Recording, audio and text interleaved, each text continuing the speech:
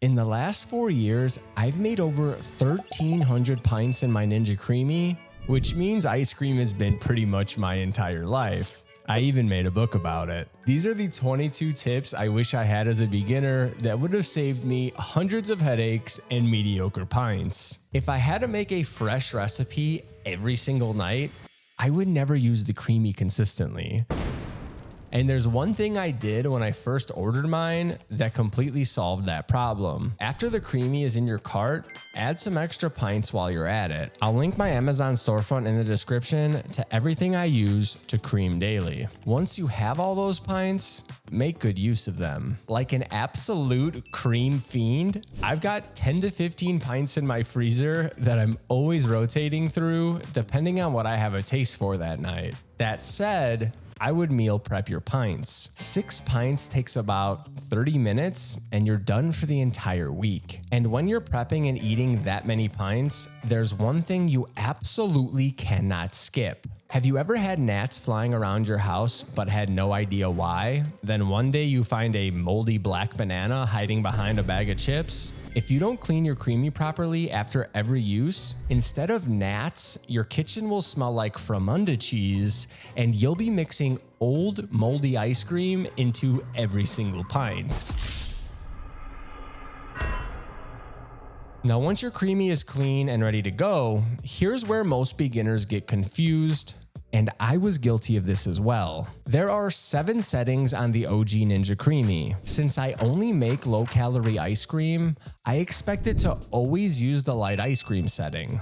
Boy, I was wrong. When I was testing recipes for my CREAMi cookbook, which you should definitely check out in the description below, some pints turned out best with the milkshake setting, while others came out perfect with the sorbet setting. Point being, each recipe is different, so don't just default to one setting. Experiment with the 4 different settings until you find what works best for that specific pint.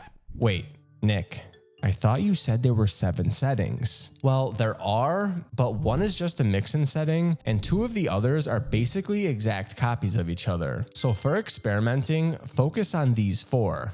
Ice cream, light ice cream, sorbet, and milkshake. Speaking of settings and experimentation, the mix-in setting is the definition of deceptive. You would think after using it, you'd have a Blizzard or McFlurry with big and small chunks everywhere.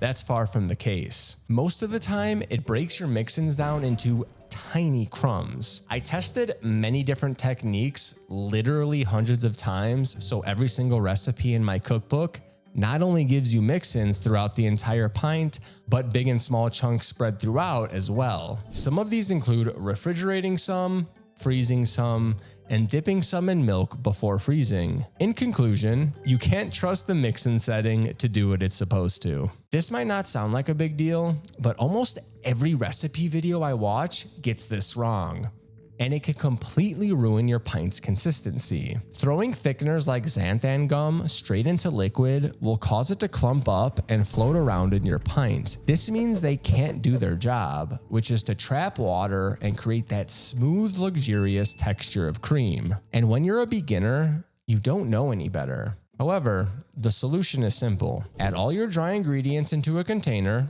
whisk them together, and then add them to your wet ingredients. To ensure smoothness, I add them while mixing the wet ingredients and continue to blend for an additional 90 seconds. Speaking of blending, there are so many bad ways to do this. I've seen people just throw the ingredients in the pint, put the lid on, and shake, which is the worst method possible. The second, which I'm guilty of, is using a frother. It doesn't mix all the ingredients and creates extra foam. The third mixes the ingredients well, but a blender creates so much foam you'll never fit your cream into one pint.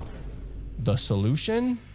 An immersion blender. It creates minimal foam while fully mixing in the ingredients every time. A solid second option is a Vitamix or any smoothie blender with blades that are positioned at the bottom. And when I'm deep in a creaming session, I love that Factor, sponsor of today's video, has fresh, never frozen meals I can heat up in 2 minutes that make my life just as easy. There's no better feeling with this summer heat than having chef-crafted, dietitian-approved, ready-to-eat meals delivered straight to my door. The biggest stress I have with Factor is choosing what I have a taste for that day. They rotate new meals every single week, so it never gets old, and you get to pick exactly what you want. And Factor isn't just convenient. They helped me lose 25 pounds during my summer cut because everything is macro friendly and tastes great. Head to factor75.com or click the link below and use code E4CMFB50 to get 50% off your first Factor box plus free breakfast for 1 year. That's code E4CMFB50 at factor75.com to get 50% off plus free breakfast for 1 year. E4CMFB50 at factor75.com. Offer only valid for new Factor customers with code and qualifying auto-renewing subscription purchase. Did you have a favorite ice cream brand growing up? I did, and it was Ben & Jerry's. Not only because the ice cream tasted the best, but they didn't skimp on the mix-ins. And just like how every brand of ice cream tastes different, the same goes for protein powder. The problem is some protein powders can taste really bad. When using protein powder, make sure you go with a brand you truly love, because no matter how good your ingredients are, bad protein powder will ruin the flavor of the entire pint. I'll link the one I've used for years in the description. And speaking of ingredients, this next tip might save you a lot of wasted pints. While I believe you should work smarter, not harder, a lot of recipe creators think they're doing exactly that, but they're actually showing you recipes that taste like trash. The culprit?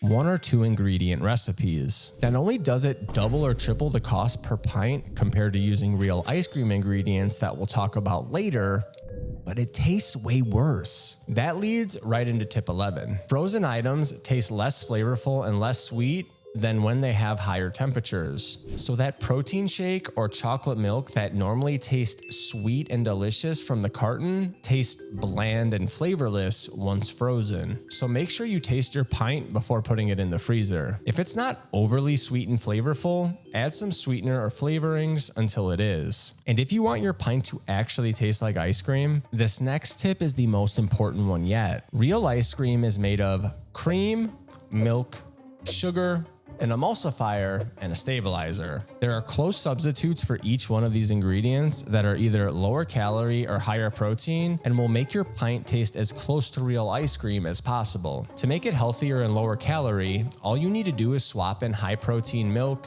the sweetener of your choice, an egg yolk, and the stabilizer you prefer.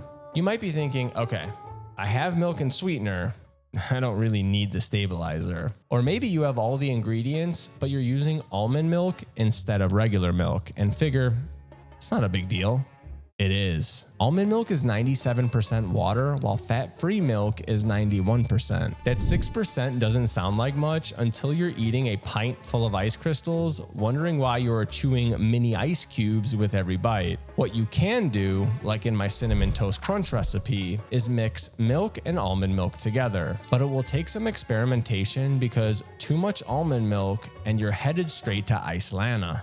Like I was saying, not every milk is created equal, and this even includes regular milk. The more fat your milk has, the less water, which means less ice crystals and a creamier pint. But high protein milk takes it a step farther. It has even less water and double the protein for the same calories as regular milk. Then you decide on the fat percentage based on your goals. Are you going low calorie or are you giving yourself more freedom? Either way, high protein milk is the GOAT. Okay, so you know what ingredients you should use, but which ones should you avoid completely? The first is cottage cheese. I went so deep on this subject, I made an entire 19-minute video about it that I'll link in the description. But the TLDR is that even in small amounts, cottage cheese in your ice cream makes it taste like cheese. And as someone who is obsessed with cheese, I'm telling you it's absolutely disgusting in ice cream. The other is pudding mix.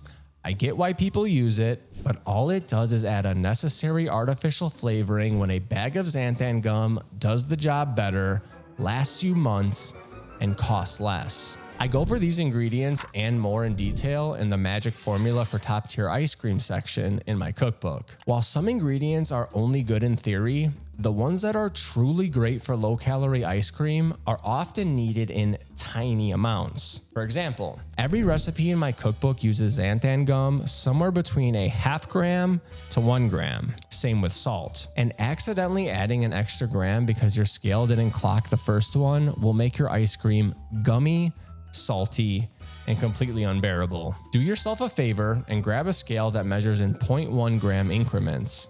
They cost around $20, last for years, and will save you more ruined pints than almost anything else on this list. Now here's one that's going to save your pint and possibly your health. People are always trying to avoid the icy outer shell of their pints, but that outer shell is actually there for a reason. If the blade got any closer to the sides, it would send microplastics straight into your ice cream every single night. But that's not the only way microplastics are getting in your ice cream. After the first spin, some creators will show you to take a knife and scrape the sides of the pint, which I highly recommend against. Not only will you still get microplastics from the knife blade, yes, even a butter knife, but there's an even bigger problem. Those big chunks of ice you scraped off the sides don't just disappear. When you put your pint back in for the mix-in setting, you'll be left with massive ice crystals. This is because the blade doesn't spin fast enough to break them down. Just let the outer shell melt naturally as you eat. Start from the middle and work your way out, and by the time you're done, most of that shell will be melted on its own. And while we're on the topic of that icy outer shell, there's another way people try to deal with it. This one can straight up break your machine and cause a fire. And even if it does work, it leaves you with ice cream that's half melted from the minute it finishes spinning. The anti-tip is letting your CREAMi sit out for 15 to 20 minutes to defrost. This can cause the ice cream block to detach from the walls of the pint, which in turn makes the CREAMi overworked and underpaid, and you end up with a broken machine. The best solution is a happy in-between. Run hot water on the outside of the pint for exactly 60 seconds. Not a second longer. I literally set a timer for every pint I spin. It helps the pint just start to melt without ever causing the block to detach. And I know this because in 4 years, 1,300 pints, and the same CREAMi machine since day one, it hasn't happened once. Science happens when liquids freeze. Your liquid goes into the freezer flat and comes out with a hump in the middle. This hump can 1. Cause the blade to go off track, adding microplastics to your pints, and 2, in worst case scenarios, damage or completely break your machine. To avoid it, freeze your pint without the lid on. This prevents the hump about 2/3 of the time. If that doesn't work, you've got 2 other options. Use a spoon to scrape the hump down, or wet a paper towel with hot water, squeeze it out, and rub the hump until it's gone. Now that you've got your pint in the freezer without the lid on, here's the hardest part for most beginners. Between Amazon Prime, Uber Eats, and social media, we live in a world where we want everything now. The CREAMi instructions tell you to wait 24 hours, and it might be tempting to spin it sooner, but you'll end up with a soft, melted mess. Just prep your pints like I taught you earlier, and you'll never have to wait. Speaking of CREAMi instructions, nobody reads the booklet, including myself, but it says to keep your freezer between -7 and 9 degrees Fahrenheit for optimal results. I keep mine at 0 and get great results every time. Now, if you want a top tier ice cream, this video is a great start, but there's so much more I couldn't teach you in just one video. In this video here, I took every single thing I learned over the first 3 years of creaming and crammed it into one video. Don't waste years figuring this out yourself when it's right here to click on. Until next time, deuces.